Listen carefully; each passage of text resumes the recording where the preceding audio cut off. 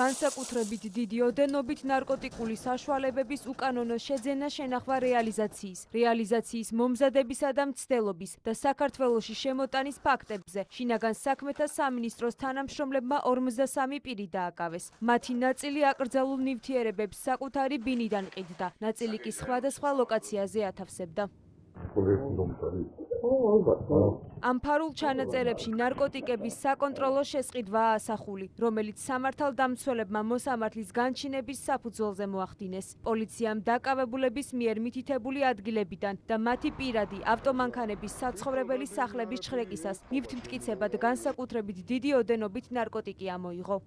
სამართალდამცავების მიერ მოპოვებული მტკიცებულებებით გინდება, რომ დაკავებული პირები ნარკოტიკული საშუალებების რეალიზაციისთვის იყენებდნენ სხვადასხვა ინტერნეტ აპლიკაციებს, სოციალურ ქსელებსა და ასევე ხელიდან ხელში გადაცემის პრინციპს.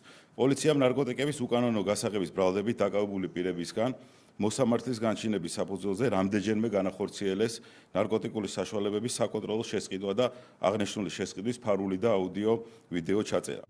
ბრალდებულებიდან ერთი ქვეყანაში ნარკოტიკის შემოტანას ცდილობდა, რა დროსაც სამართალდამცველებმა აეროპორტში დააკავეს. დაკავებულ 53 პირს შორის საქართველოს და უცხო ქვეყნის მოქალაქეები არიან. მათი ნაწილი ბრალს აღიარებს, ნაწილი კი დუმილის უფლებას იყენებს.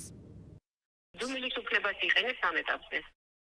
ამ ეტაპის პოზიციაზე ან დუმილის უფლებას იყენებს. გამოძიების წესზე გამომდინარე, ყველაფერი ინფორმაციას ვერ გეცვით ამ ეტაპზე. სისხლის სამართლის საქმეზე გამოძიება გრძელდება, დაკავებულებს 20 წლამდე ან უვადო თავისუფლების აღკვეთა